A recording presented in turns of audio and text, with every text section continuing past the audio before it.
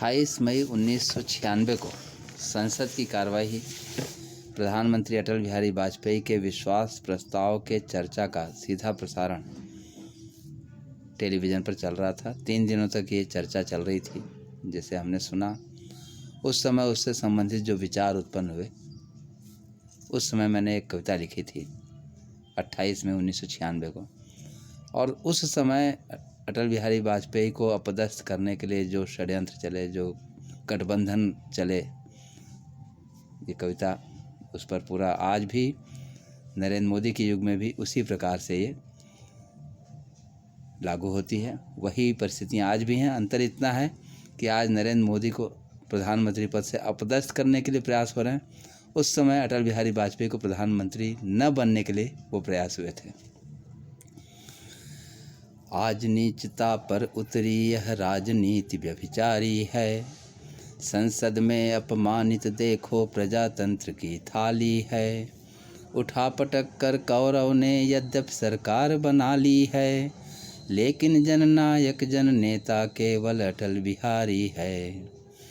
जीवन भर लड़ने वाले सत्ता खातिर करते बंधन, क्षुद्र राजनीति से प्रेरित होकर बनते गठबंधन। इस गठबंधन ने भारत की जनता को ललकारा है, लोकतंत्र को गाली दे हिंदुत्व को साफ नकारा है। सत्ता के हैं ये दलाल, इनका न कोई विचारवाणी है, विचार से शून्य किंतु बेशर्म बड़े हैं ये भारी।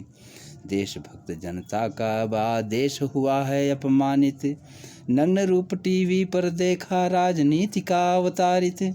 हुक उठा मन आम आदमी को भी पीड़ा भारी है, संसद में अपमानित देखो प्रजातंत्र की थाली है।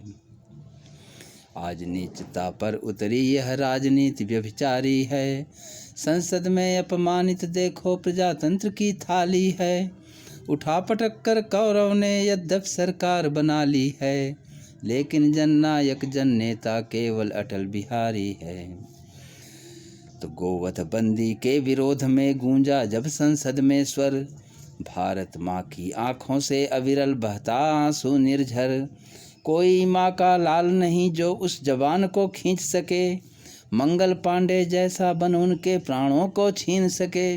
मदमस्त ये सत्ता के दलाल अपराधी गुंडे जालसाज, जिनकी बुद्धि पर हमें त्रास, जिनका न कोई कर्तव्य मार्ग, जो तर्क शून्य है भाव शून्य, जिनके न कोई चिंतन की धार। ऐसे लोगों के गठबंधन पर करना है भारी प्रहार। हिंदू मुस्लिम सिख ईसाई जो भी हिंदुस्तानी हैं, सबसे अपील है यही कि अब की देशभक्त की बारी है। आज नीचता पर उतरी यह राजनीति व्यभिचारी है, संसद में अपमानित देखो प्रजातंत्र की थाली है। तो आज़ादी के बाद यही सब ने निर्माण किया अब तक, हिंदू संस्कृति के विरोध में सबको एक किया अब तक। राम का मंदिर बन न सके इसलिए साथ हो गए हैं सब, हो समान कानून नहीं इनको आता बिल्कुल पसंद। घुसपैठी जितने भी आए इनको चिंता है नहीं आज, गणित बने चाहे जो इनकी चिंता बस वोटों के पास। जाति जाति में द्वेष बढ़ा चाहे तोड़ें भारत महान, देशभक्त संगठनों को गाली देना इनका है काम। रामकृष्ण की धरती पर यदि राम की बातें गाली हैं, राम राज की बातें करना धोखा और बेईमानी है। आज नीचता पर उतरी यह राजनीति व्यभिचारी है, संसद में अपमानित देखो प्रजातंत्र की थाली है। क्या यही कल्पना देश की आज़ादी के बाद हमारी थी? क्या सोमनाथ का नवनिर्माण सेकुलरिज्म को गाली थी? क्या आज़ादी के बाद नहीं लगना था गलती पर विराम?